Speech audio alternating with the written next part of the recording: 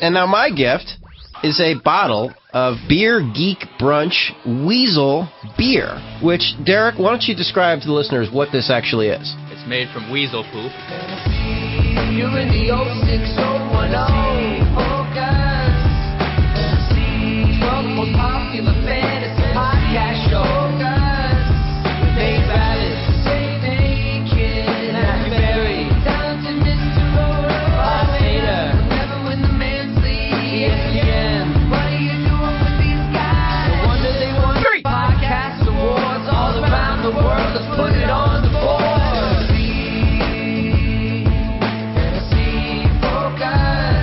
Welcome to the Fantasy Focus Football Podcast. Right.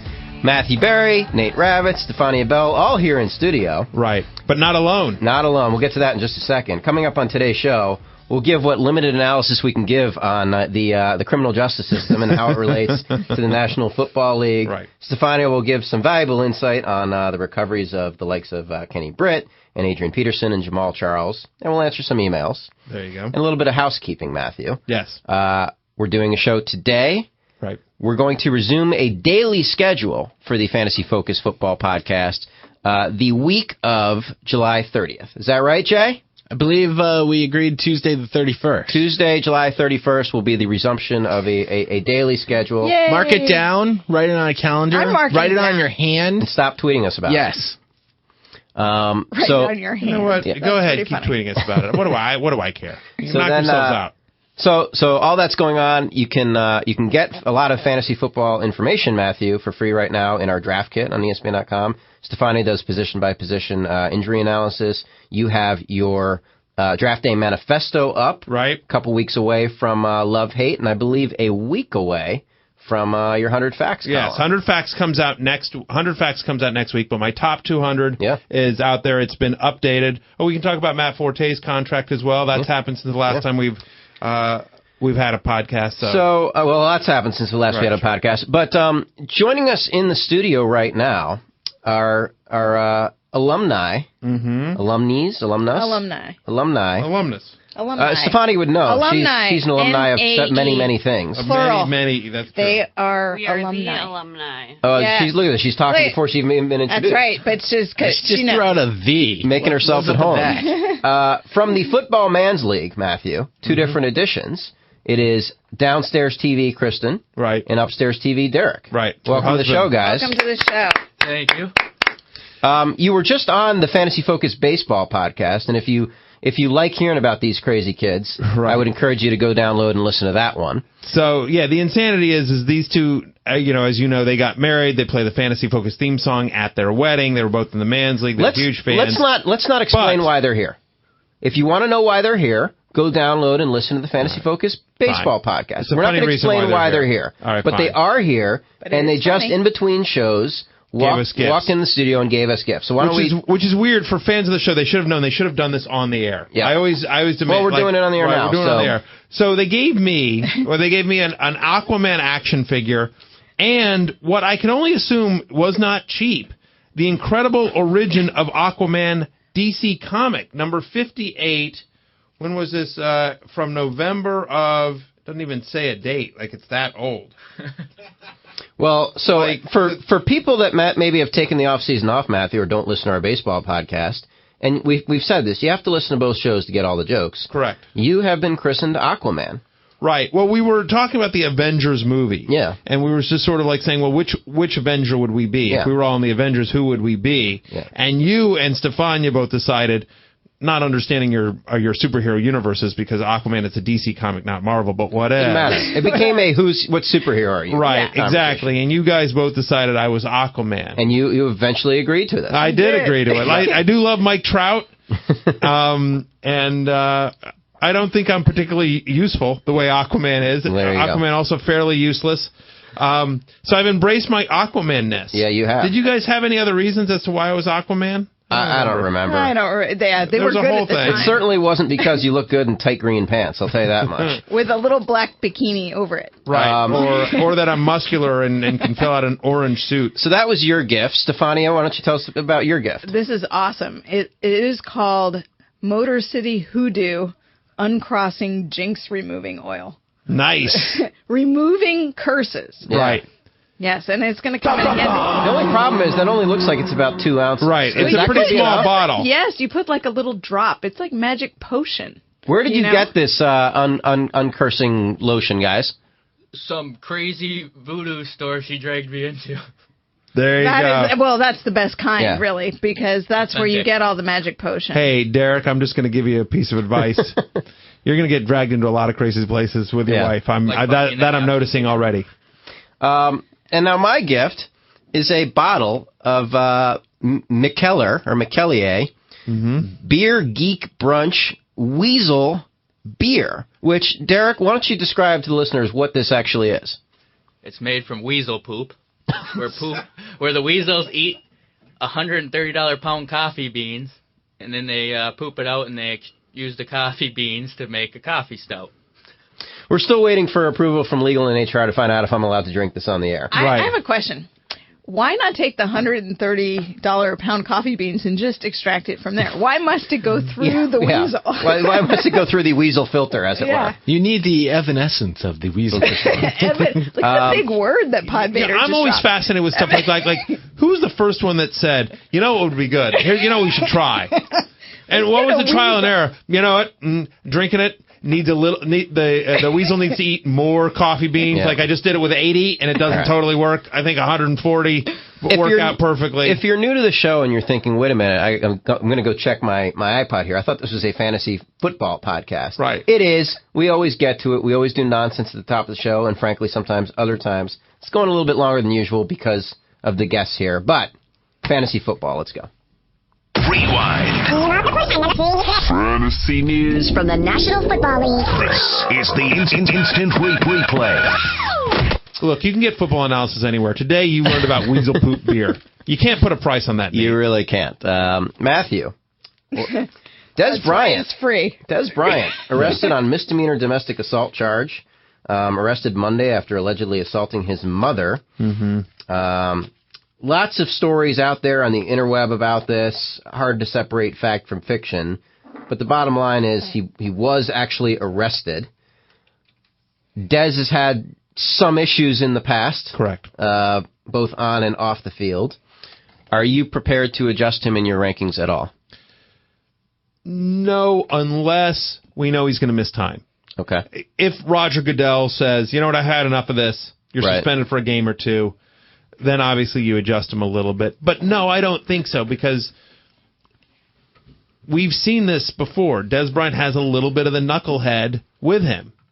Yeah, let's not, yes, he has a little bit of a knucklehead. I don't think we should lump in violence against anyone, and particularly against women, and particularly against their own family members, into knucklehead category. I don't think that's... I'm not trying to make light of the situation. No, I know you're not. But to your point, we don't know the truth of this situation yet. Right. I don't want to pass judgment on what did or did not happen. I don't know. But we know that we never saw a story. You don't see stories like this about Tom Brady. You don't see stories like this about Maurice Jones-Drew. Correct. You know what I mean? Like, they're a group of players where you're like, yeah. If you were making a list of players 2 weeks ago for whom this story would come out about, Des would have been on that list.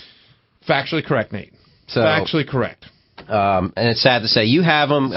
You had him at 19 in your wide receiver rankings, Matthew. Yeah, I think that's right. I think he's a low end number 2 fantasy wide receiver. Yeah. I think that you can make the case for a lot of different guys. Wide receiver is crazy deep this year, and a lot of times it gets to personal preference. Yeah. But the fact that I have Des Bryant at 19 among wide receivers, he could go lower than that. Be fine I think with you're it. probably among the lowest on him, would be my guess. Before this incident, anyway. I'm looking right now.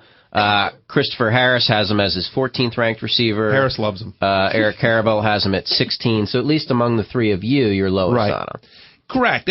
And I like him a lot. I think the Cowboys have a lot of weapons. I think it's hard to count on him for consistent production. The physical skills, there's no question about it.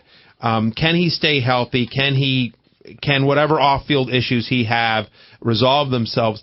So I wouldn't be dropping him any, because I don't know that it affects how the Cowboys will use him. But yeah, you go into the season with an eye open, obviously, when it comes to Dez Bryant. We keep waiting for that breakout year for him, and it hasn't happened yet. Matt Forte ends his holdout, gets a new contract before the deadline the other day. Stefania, weigh in on last year's injury and how much, if at all, we should consider that drafting him this year.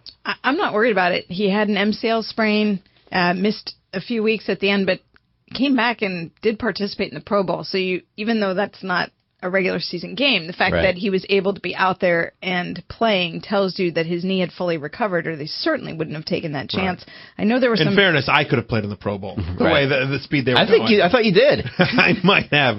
But any player, particularly one who's concerned about his contract, is not going to be out there risking himself if he's not at 100% health. That's my point. And then there were things that were floating around about the Bears potentially be concerned about the health of his knees. And I don't buy that. I mean, he's still a young running back. Every running back is going to have wear and tear on their knees. There's nothing that we've heard or seen that would make me any more concerned about him than any other running back. And in fact, I'm less concerned about him. The guy doesn't miss games until the end of this past year.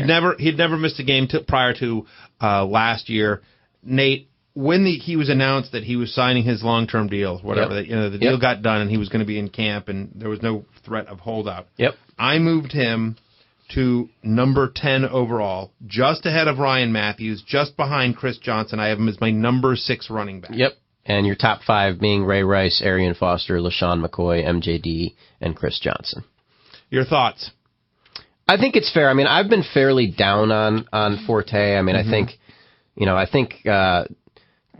back when the season ended and I was still doing the 4 a.m. feedings and tweeting with one hand about just whatever happened to come to mind. I think one of those nights people were asking me, hey, what's your top 10 running backs? And I didn't include Forte, and people went crazy.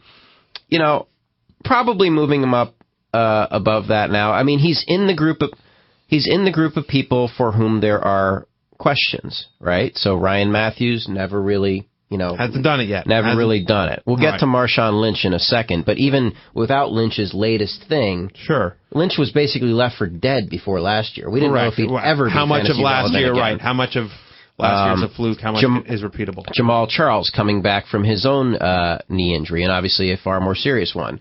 McFadden with his all. So Forte's in that group, and you could certainly argue he's got the fewest questions of that group. Well, and that's why I put him at 6. That's why I put him above Ryan Matthews. I put him above everyone else that you just said. I put him slightly below Chris Johnson because I felt like Chris Johnson, the upside of Chris Johnson is worth that, and that I feel like even as bad as Chris Johnson was last year, he still finished as a top 10 fantasy running back. Yeah. I mean, Chris Johnson was terrible last year, and he still finished because of just the amount of carries they gave him, and he came on. It was really just because he didn't miss time, frankly. I mean, on a per-game basis, he was not a top 10 running back. No, he wasn't, but there's something to be said for that. Yeah. There's something to be said for that. So anyway, I just feel like, and I think it's real close, and if you wanted to go Forte over Chris Johnson, I wouldn't have a problem with it. I put that out on Twitter and Facebook where I said, like, now that the deal is done, I have him at number 10 overall and the number 6 running back just ahead of Ryan Matthews. It's interesting. So one of the responses I got quite a bit was, what are you talking about? Michael Bush is there. He's going to steal touchdowns. Yeah. He's going to steal carries. I got news for you. Last year, Matt Forte, one of the best running backs in fantasy before he went down, Matt Forte had 3 rushing touchdowns last year. Yeah. Goal line carries are not part of his game. They have never been part of his game. I have no problem that Michael Bush is there. In fact, I'm glad Michael Bush is there. Yeah. Matt Forte is still going to touch the ball quite a bit, and the fact that he doesn't have to carry the ball as much, he's going to be a big part of the passing game, obviously. I think Matt Forte is as safe as it gets. I have no issue with your number 6 ranking. Okay. I probably wouldn't have him that high. But here's the thing. And this goes a little bit to strategy and to your draft day manifesto, frankly. Right. If Matt Forte is your 6th ranked running back, you're going to have to take him in all likelihood within the first 10, 11 picks. Correct. Calvin Johnson, maybe 2-3 quarterbacks, something like that. Mm-hmm. I am not taking a running back in the first 10 picks to be good. I'm not taking a running back in the first 10 picks unless I think he has legit chance to be one of the 2 or 3 best, and I don't think Forte has that upside. So that goes to philosophy. I'm taking Drew Brees there. I'm taking Tom Brady there. I'm taking Calvin Johnson there. Me personally. What if they're all gone?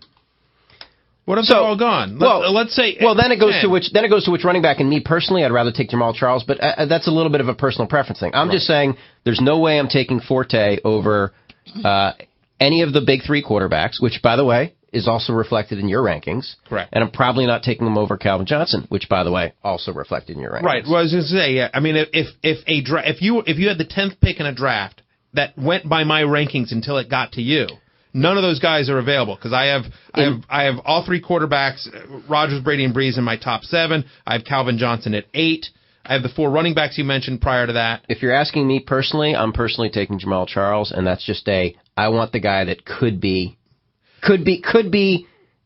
win individual weeks for me all by himself. To the point of your manifesto, you're trying to win as many weeks as possible. True. But the other thing is that I like to go, and Michael, before you don't go all Vic on me for a second because that was an exception, but in general, I always say you can't win your league in the first round, you can lose it. I would rather go safe. It's one of the reasons why I had Forte above Matthews because I feel like Forte is safe. I want somebody that I know I'm going to get solid production from. Very solid, above average, high-end production, and I believe that's what you will get from Matt Forte. Well, let me ask you this, Stefan. Let me ask Stefania this, because Matthew and I, frankly, looked like fools last year, or at the end of last year, based on how down we were on Maurice Jones-Drew, and you warned us about that. You're like, you guys are wrong on this. He's not a substantial injury risk. So I ask you this. We had to buy our big steak dinner because of that. That's right. So I ask you this. Matt Forte, you're basically saying not a substantial injury risk, right? Right.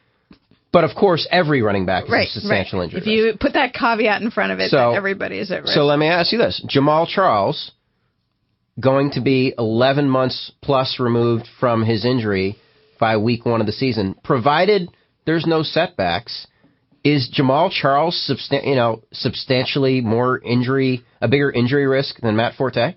I don't think he's bigger injury risk at all. I think the time definitely helps him, and we're more confident about Jamal Charles playing in week 1 because of the amount of time he's had. That said, most running backs still take a few games after they come back from ACL surgery to get back to their normal selves. They don't get to test their knee against contact until they start playing, which sounds so obvious, but it's really the last phase of their rehab, and it's why we don't see them perform up to par. They have to still get that football feel back. So I expect Jamal Charles to be ready. I expect him to be good and get better as the season goes on, but I don't know that he's Jamal Charles when he left us week 2 last year. Well, let's stay on that theme for a minute, because Adrian Peterson's several months behind Charles in his recovery. Yeah. All sorts of rosy reports coming out on him throughout the off season. Matthew, he's up to, where is he in your rankings? You're actually still fairly conservative here. You haven't used your 11th ranked running back, but you have him outside your top 25 overall. I have it number 26. Part of that is because of, again, philosophy. Again, read my draft day manifesto. I have the tight ends up higher, Gates as well. We should talk about that, Stefania, as long as you're here. Basically, I think that Adrian Peterson. Well, go ahead. You want to talk about his health, and then I'll analyze why I have him where I do. There's no way to know right now whether he starts week 1. This is all going to come down to what's going to happen during camp, and I do not think for the first couple weeks of camp he's going to be allowed to participate in training camp activities. I think they're going to hold him back. I don't think you see him in a preseason game. If you do, it's at the very, very end. And if he's active for week 1, let's say they activate him, he doesn't go on I don't expect him to go on the PUP list, really. I mean, he's been doing well enough. Unless we see something change, I think that he's there, but I don't think that he starts the game week 1. I think it's probably Toby Gerhart. I think it's a matter of increasing Peterson's workload. He's still going to be on the short side of time. I mean, he's an amazing physical specimen, and the fact he's done as well as he has so far speaks to that. But everything is still a test, and the hardest stuff is yet to come. The more aggressive drills, the contact, and then ultimately getting back into the game. So he's going to be a guy, I believe, that his workload will go up, and they will not throw him out there to do everything in week 1, even if he's active, even if he's suited up. Hey, just a hint for the future, because you're probably going to talk about Peterson a lot, Stefania. You know how you always say amazing physical specimen? If you want to shorthand it, you can just say he's like a young Matthew Berry. Oh, just go ahead and throw that in there when you're on the Sports Center or the Fantasy Football Now. I will do that. So you're right. There's concerns about, it's one thing to be back on the field. It's another thing to be Adrian Peterson again with that explosiveness, to your point, Stefania. Here's one reason that I think I would like Adrian Peterson. Like, I have no problem taking him as like my number 2 running back or using a mid-third round pick on him, right? Okay. Is if I can get Toby Gerhart. I don't know how people totally realize. Toby Gerhart averaged 4.9 yards per carry last year, double-digit fantasy points for the 5 weeks at the end of the season prior to Week 17 when he filled in for Peterson. He's a pretty good running back. So if I drafted Peterson, I would probably reach a round or 2 early to make sure I grabbed Gerhart. But if you did, I think you are fine. Now, the downside of that, and this is why I have Peterson at 26 as opposed to 12 or 15 where I've seen him in other places or even top 10 in 1 or 2 places, is that the concern becomes what happens if Peterson and them play together, right? That it's not that Peterson's out. He's just not Peterson again. He's a little bit slower. They're limiting his touches. Mm-hmm. Then that becomes a bit of a concern. And I don't think you can draft Adrian Peterson saying I'm also going to get Toby Gerhart. I don't think you can do it. The rankings for Gerhart are going to be all over the board, and you might be saying, well, I just spent a 3rd round pick on Peterson. I'm looking at our rankings, like from you and Eric and Chris, they range anywhere from a high of 67 to a low of 85. So to guarantee you're going to get them, you're basically talking 5th round now. Right. I don't think you can say I'm going to burn my 3rd round pick on Peterson because I'm going to get Gerhart, because anybody else is going to be looking at it going, well, you know what? I've got 2 running backs already. Hey, I could take a flyer on Gerhart, and you just don't know when that's going to... I think it's fine if you end up with them both. I don't think you can make that a strategy, especially because who you're passing on. Well, like, you can in an auction format. In an auction, you absolutely can. Especially, frankly, you can buy Gerhart first. If you go into the auction thinking you want to do that, nominate Gerhart before Peterson comes up, and then just see if the money works. But you're going to be passing, to spend a 5th round pick on him, you're going to be passing on potentially. A wide receiver of the caliber of, let's say, Vincent Jackson, your boy Antonio Gates. You might be passing, if you've waited on quarterback, you might be passing on, an Eli Manning, Peyton Manning type. So, right. I think that's a tough proposition to say you're going to spend 2 picks in the first 6 rounds to secure a. And it's not like the old Chiefs here, where you're like guaranteed dominant production. Gerhart was good; he wasn't amazing, right? And we don't know. Pretty good though. And we don't know that Peterson's going to be amazing. So.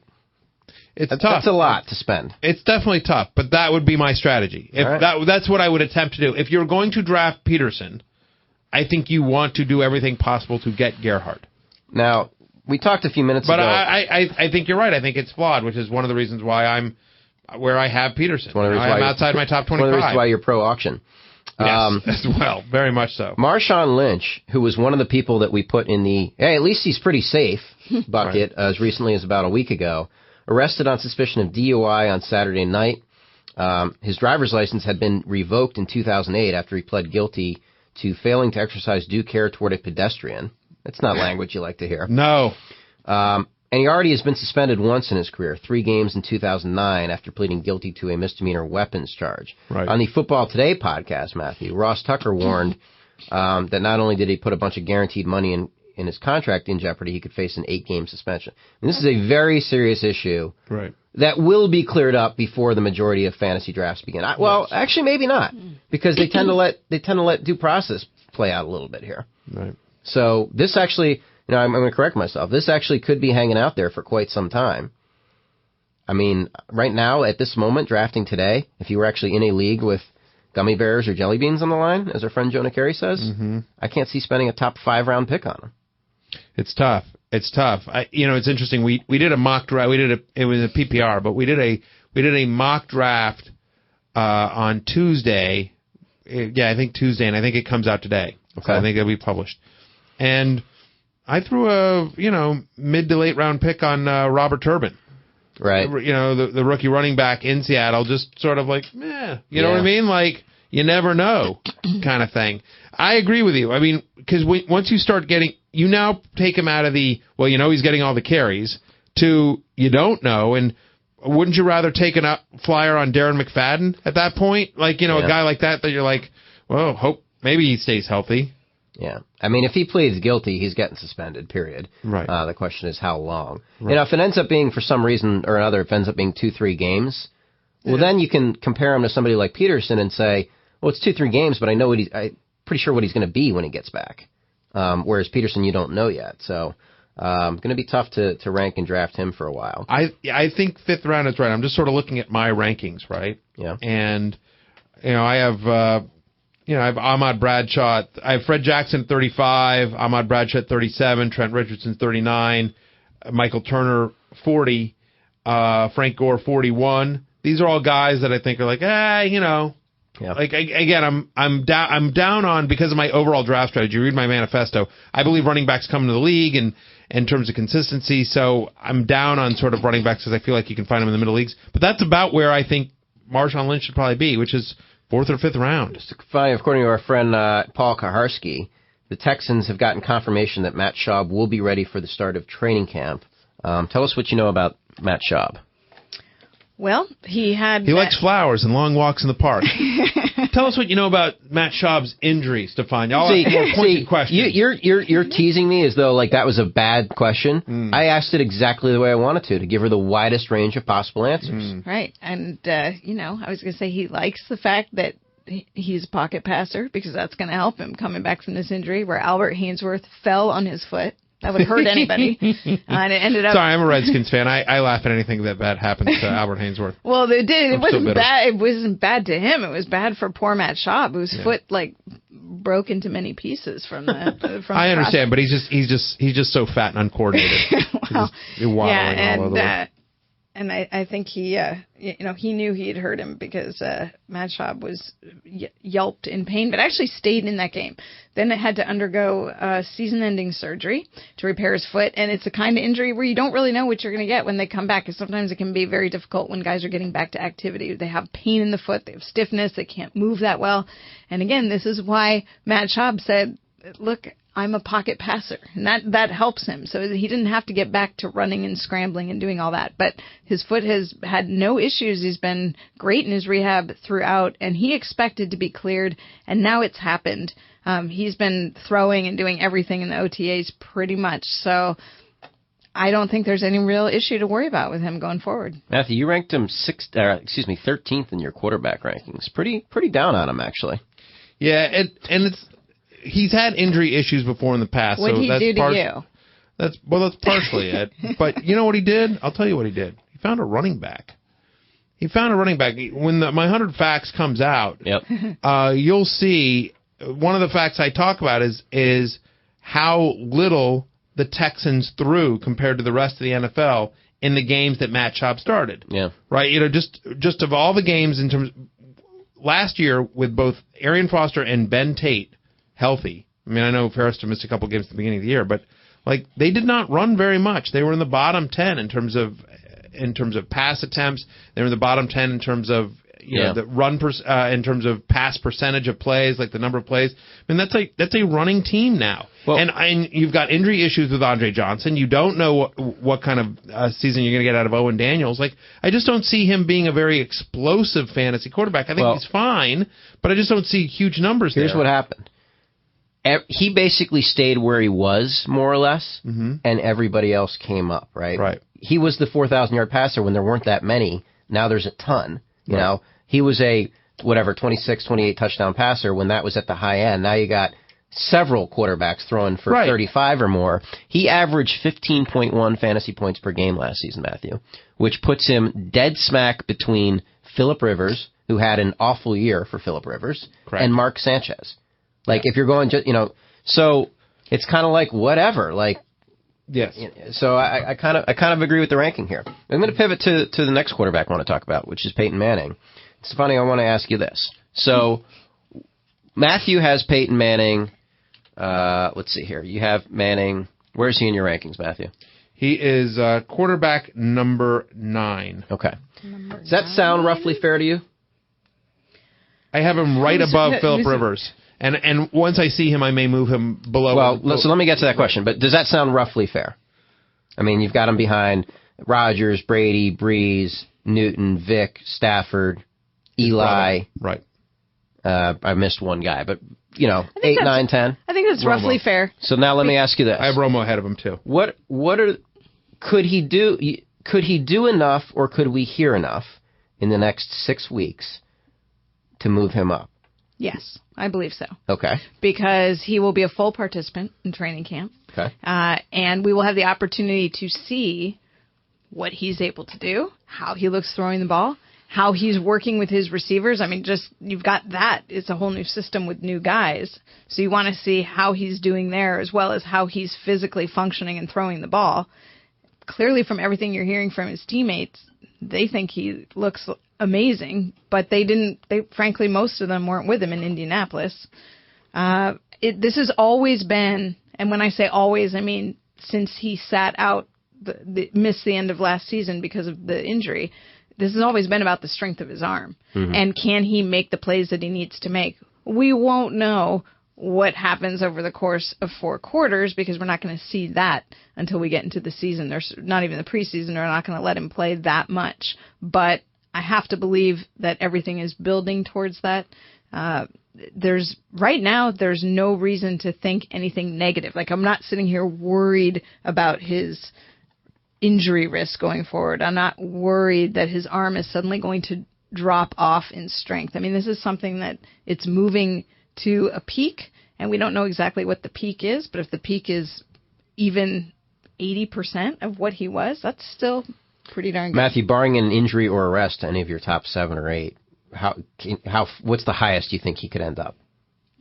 Oh, that he could end up? In terms of your preseason rankings. Oh, in terms of 1 week before the season, what's the highest he could go? Because I don't disagree with anything Stefania just said in terms of the injury analysis at all, but given what we know about all the other people and given that he's going to be playing outdoors, given that totally, people he's never thrown to before with the exception of Jacob Tamme, and Demaryius Thomas has a lot of talent, Decker has some talent, but it's not, they're young. It's not Reggie Wayne, Pierre Garçon. Correct.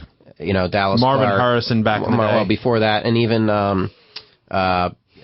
I mean, it's not. It's not that. So I think the upside is somewhat lower. I honestly think he's as high as he's going to get in my preseason rankings. Yeah. Barring something happen to somebody else. Barring one of those guys, right? Something happening to one of those guys. But I think he's as high as I have him there because, and honestly, I might move Rivers ahead of him. Yeah. Because I actually am high on Rivers. I mean, I have them right next to each other. They're literally ranked right there, 1, 2, and having said all that, maybe he becomes, a huge bargain at that point. He easily could. For that reason. Like, he stays where he is among the rankings, but you're like, when you get past Stafford, you're like, I can wait. I can get, I'm fine with Peyton in this tier. So yeah, no question about it. But to your point, 15 of his 16 games are outdoors next year. Traditionally, over his career, he has not played as well outdoors as he does indoors. I think that's true of most quarterbacks. Yeah, no, but people are screaming at their iPods right now, like, it's the greatest quarterback of all time. It matters. It's like baseball in a hitter's park versus a pitcher's park. It doesn't matter, is he going to have great games outdoors? Absolutely. But over the long haul, slightly lower completion percentage, you miss a couple more long throws than you would have otherwise hit. Right. It just adds up. It's not a huge difference, but it adds up a little bit. But it is a difference, and there's just so many variables when you have all these other quarterbacks that are in the same system with the same coach, with the same players around them for the most part, and that aren't 36 years old coming off 4 neck surgeries, that you have to say, like, yeah, as great as Peyton Manning is, I think there's risk there. It's funny, one of the tougher players to rank coming into the season, even before this week, was Kenny Britt, based on how dominant he was last year, but that it was only in 2.5 games, and had the knee problems, and now we find more knee surgeries. What are your thoughts? Well, right, he had the ACL, MCL tear on his right knee. Then he had to have a follow-up scope because he was having swelling in that right knee that was lingering after surgery. Not completely out of the ordinary, but a forced setback, if you will, for at least a few weeks in terms of the whole progression. And then now Jim Wyatt from the Nashville Tennessean reported that after mini camps, Britt underwent a 3rd surgery in June, not on that same knee, but on the opposite side because of persistent swelling that he was having. I just think he's amazingly athletic, and a lot of times you go, a scope, no big deal, and you sort of give a pass. But when you're talking about 3 surgeries all within a year on both knees on a guy who depends on his athleticism, and also a guy who had hamstring injuries, which took him out for significant portions of time in the prior year and the year before that. So, and also a guy who's got Matt Hasselbeck and Jake Locker at quarterback. I mean, color me skeptical.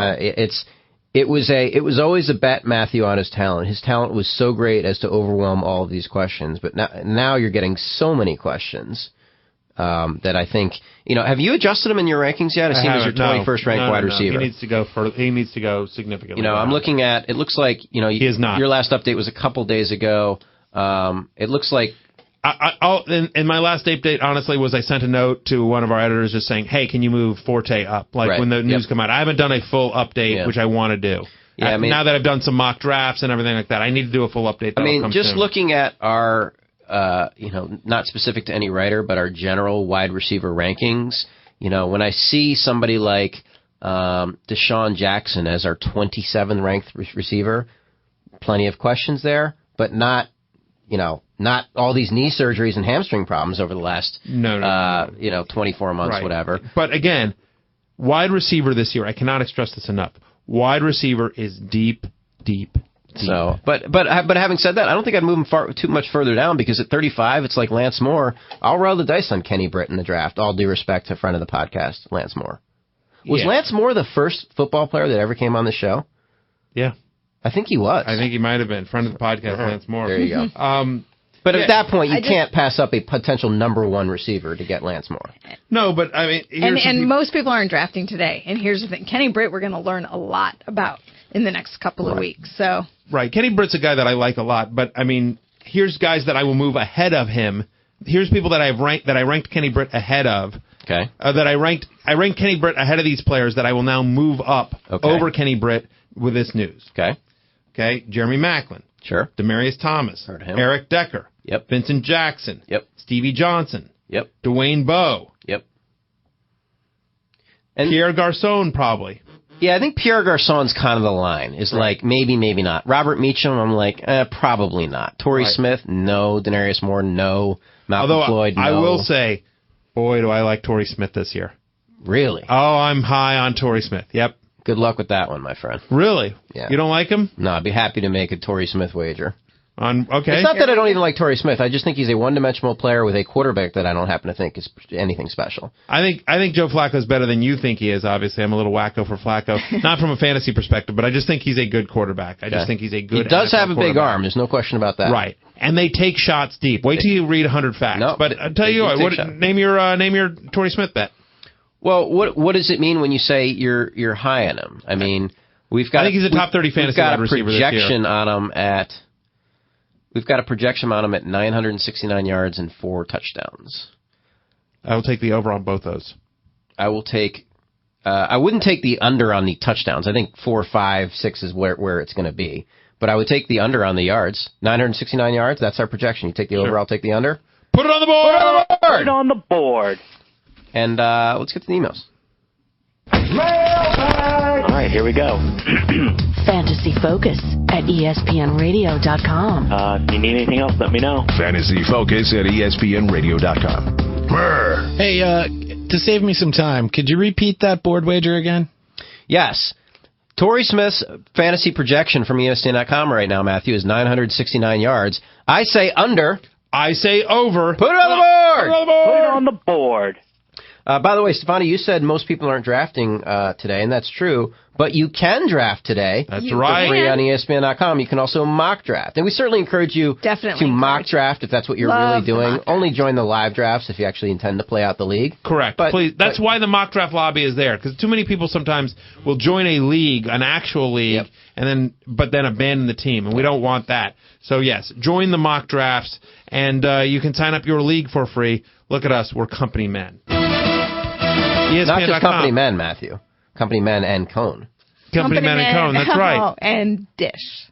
No, you're stopping. For You're a those cone. who don't listen to the baseball podcast, there's a cone dish debate for Stefani. It's not really even a debate. No, it isn't. is a It's been debate. decided. It's been ruled. You're a cone. It's kind of like the Reagan Dukakis what? election. Stop. Really, it was a landslide. It's been embarrassing. You're a cone, and you'll always be a cone. no room for politics here. Your coneness oozes out of you. Dear, this is from Brosef in Indiana, in Indy. His subject line is football podcast. Pod dominates all other Vaders. What? I don't believe that's true. Oh, it is true. Let's hear. Dear fantasy aficionados, no fantasy question here, more of an observation. I noticed where Matthew ranked Jonathan Stewart in his initial top 200 rankings. I can already see where Matthew's going with his ranking, the dreaded hate list. Yeah. And I implore you that this is a mistake. Why? He finished 25th last year. You have him 40th preseason. Really? 40th? Mike Tolbert signing may scare some people off, but I think it's more likely that Tolbert steals Cam Newton's rushing touchdowns more than he steals away Stewart's. Finally, here's a fan favorite player A, player B game. Player A, I think these are fantasy point totals. 115, 71, 244, 114. That's starting in 08 going to 11. Player B, 150, 199, 101, 170. Player A is Darren McFadden. Player B is Jonathan Stewart. His point being that Jonathan Stewart has outscored Darren McFadden in 3 of the past 4 seasons, and substantially in each of his 3 wins, basically. Here would be my response to that. I'm sure all that's true. Okay. So what? Because here's the thing. Again, fantasy football is a weekly game played out over a year, and you're using yearly totals, right? Weekly totals, you mean? No, he's using yearly totals to make a case. He's using yearly totals to make his case. Yep. The problem is that this is a weekly game.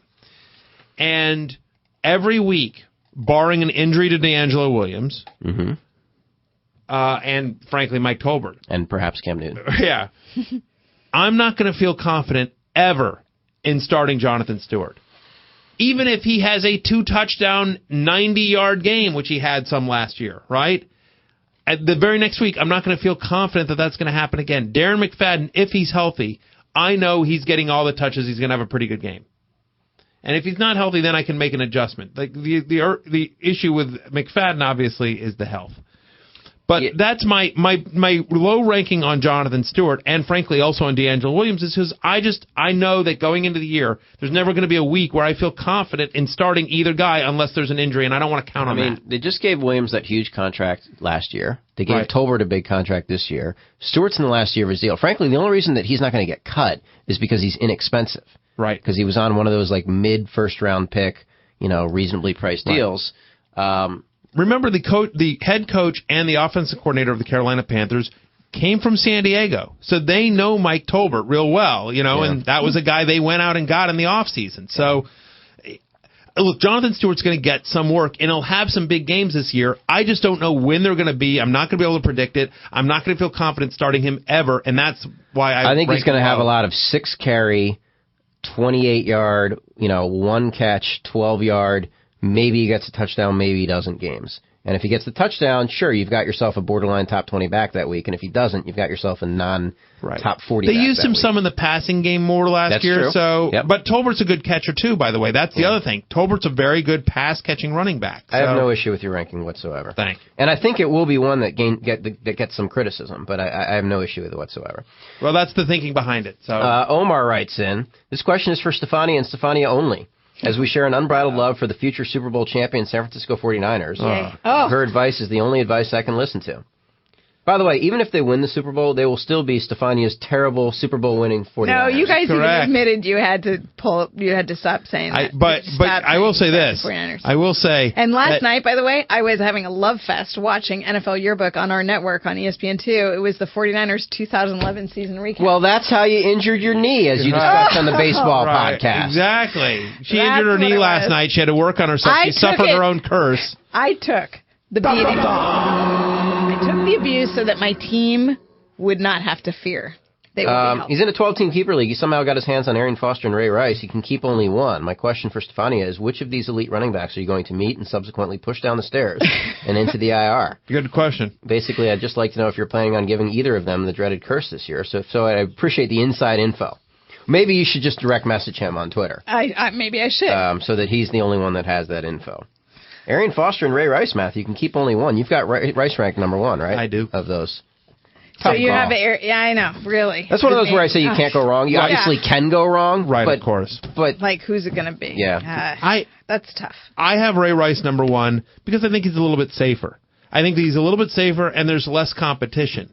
Now, obviously, as great as Ben Tate is, and I think Ben Tate's a very good running back, that's Foster's job. He's going to get the majority of work. I have Foster at 2 among running backs, so it's not like I think Foster's bad. But Ray Rice was the better fantasy running back than Arian Foster last year in terms of total points. But now you're contradicting yourself, though. In terms of total points, though. But that matters, though. You missed a couple of games out of Arian Foster. Sure. Again, I have them 1-2. You have to nitpick. When you're at this level, and you're talking about stud players, you have to nitpick a little bit. And yes, that is fair. I'm not contradicting myself. I'm merely saying, though, I just think you need to clarify that volume matters when you're talking about players in the same tier. Right. When you're comparing players of different tiers, you don't look at Jonathan Stewart, who played every game, and compare him to Darren McFadden, who didn't play every game. Who missed a significant chunk. When clearly, Stewart, there was no point last year, I would suspect, that Jonathan Stewart was ranked among our top 10 running backs. Correct. There was no point when you were like, he is a no-brainer starter. Yes. McFadden was at that point for a while, he was. and that's the difference. That's exactly right. Again, between Ray Rice and Arian Foster, they're both studs. You can't go wrong with either guy. I have Ray Rice again, you have to sort of nitpick, and the reason I'm nitpicking is because I think Ray Rice is slightly safer, hasn't been injured the way Foster was, doesn't have a guy like Ben Tate around to steal carries. The only issue with Ray Rice was always the goal line vulture, and that isn't happening anymore. He got the goal line carries last year. Luke in San Jose, how worried should I be about a Cam Newton sophomore slump? I have him as a cheap keeper, but should I invest in a heavy hitter backup just in case? I'm not that worried about a sophomore slump for Cam Newton. I think he regresses some. Yeah. But, I mean, I think he's a pretty special player. I think you have to roll with it. I don't think you can hedge. You kind of, if you have one of these elite guys, I think you have to give yourself the best chance to win by saying, I've got an elite guy, let me do the best I can elsewhere. Not, I might not have an elite guy, let me spend a reasonably high pick to get Matt Ryan. No. I don't think you can do that. I think you got to be all in or all. Frankly, if you're worried about it, trade him because he'll carry tremendous value. Tremendous amounts of value. Yeah, I don't think it's unreasonable. Like, he could have a sophomore slump. Sure, of course. He still only has basically Steve Smith. Right. Steve Smith could get hurt easily. They could take away the rushing touchdowns. I mean, just by natural attrition, some of the rushing touchdowns are probably going to go away. Yeah, potentially. I mean, the difference with the rushing touchdowns for Cam Newton versus every other running back, every quarterback with the rushing touchdowns, like with the guys like that, is that Cam Newton actually had plays called for him to run the ball last year as a running quarterback, whereas a lot of times with mobile quarterbacks that you're scrambling around, you're down there, maybe you do a bootleg, whatever, you sort of scramble and it's a little more luck based. Mm-hmm. So it was less luck based last year because Cam Newton literally was their goal line back. They came out and said that, and they were calling plays for him. Having said that, to the point we were just talking about, they've added Mike Tolbert. They've still got Stewart and Williams on there. He's their franchise guy. You look at what Cam Newton did over the second half of last year. First half of the year, first 8 games, Cam Newton averaged 299 passing yards a game. Second 8 games, averaged like 207 passing yards a game. They were taking away the deep stuff from him. The book sort of was out on Cam Newton.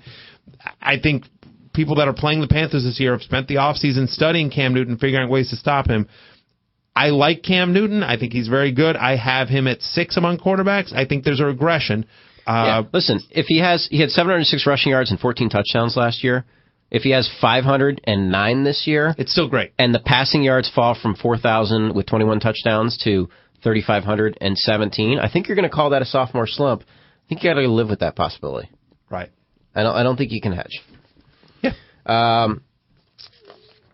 D Money writes in, hey, fantasy nonprofits. Oh, he spelled nonprofits, P-R-O-P-H-E-T-S. I get it. See what he did there? I do. Clever. It's a free podcast, Matthew. This is a nonprofit podcast. My career is nonprofit. 10-team keeper league. We can keep 3 players. They will cost you your first 3-round picks. I plan on keeping 3, but I'm struggling to choose from this group. Cam Newton, Marshawn Lynch, A.J. Green, CJ1K. I see what he did there. Mm-hmm. Chris Johnson, he means. Laurent Robinson, Tim Tebow. He says just kidding on Tim Tebow, and I think he's just kidding on Laurent Robinson. He should be. He should be. This kind of becomes a no-brainer because of the Lynch thing, doesn't it? Yeah. So he's got to drop one of the 4. It's Lynch. Yeah. And frankly, before the news, it was would've been probably Lynch. I mean, I have Lynch ranked ahead of A.J. Green just because of how deep wide receiver is. But in a keeper league, I mean, A.J. Green is something special.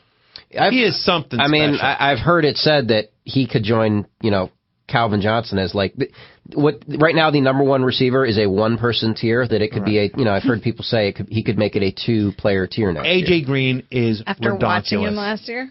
He is redonkulous. He's on the short list of guys that could end up as the number one receiver in fantasy.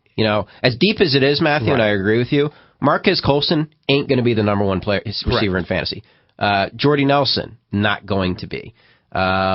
Wes Welker, not going to be. Brandon Lloyd, I suppose he's kind of done it before, but probably not going to be. So, I mean, as good as Greg Jennings is, do you envision a scenario where Jennings is the number one receiver in fantasy? I don't. No, I mean, unless with Rodgers, anything's possible. Because if Jennings does what he normally does and gets the kind of touchdowns that Jordy Nelson did last year, that's the scenario, right? I mean, but unlikely. Yeah, not probable. I have A.J. Green at number 29 overall as my 9th wide receiver. I have my top 10.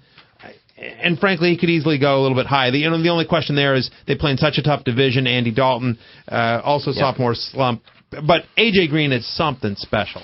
We got to wrap this up. Lots of great fantasy football content for you in the Fantasy Draft Kit on ESPN.com. All free.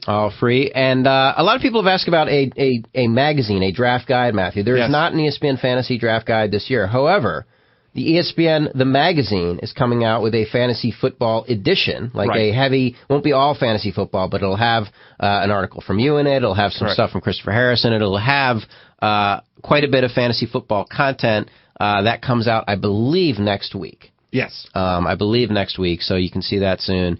And, of course, we're going to start the daily podcast in a couple of weeks. Mm-hmm. More great stuff from Matthew and Stefania. Yeah, correct. There you go. And check the injury. I'll be updating the injury section in the draft kit. I'm adding one update section today, and that will keep happening throughout, especially as camps open up. Yeah, and we've broken it down by position, so you can just go to each position and see the most recent updates from Stefania. And also, just if you're curious about how we came up with our rankings or our thoughts on certain players, if you go to the draft kit section, there's a ton of videos. They videotaped myself and Stefania, Eric Carabell, Christopher Harris, Ken Dobby, Casey Joyner, all of us sort of discussing kind of our rankings, our feelings about the players, and so I think you'll get some insight there in terms of where we land on the most controversial topics, right? Yep. So there you go. Lots of stuff to look forward to. We appreciate you listening, and please go check out the Fantasy Focus Baseball podcast. Same jokes, just different names. For Stefania, Nate, downstairs TV Kristen, upstairs TV Derek, and of course Pod Vader. Oh, and my Aquaman doll. I'm merely Matthew Berry. Peace out! The theme song for the Fantasy Focus was created and performed by Eric Hutchinson. Check out more of his music at erichutchinson.com. Thank you for listening to the Fantasy Focus. For more great podcasts, log on to the iTunes Music Store or Pod Center at espnradio.com. What can't you do at Geico.com? I mean, it's all right there at your fingertips. Want to see if you could save money on your car insurance? You've come to the right place. Want to pay your bill online? Done. Want to order a comfy pair of walking shoes? All right, you got me there. What are you doing here?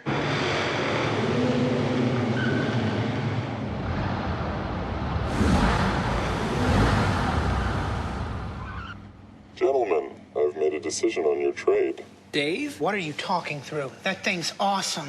I've made a decision.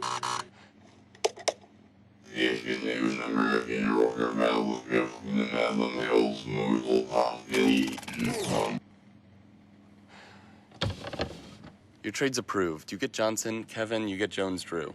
Is that your mom? Hey, Carol. Heel out. Start your league at espn.com/fantasyfootball.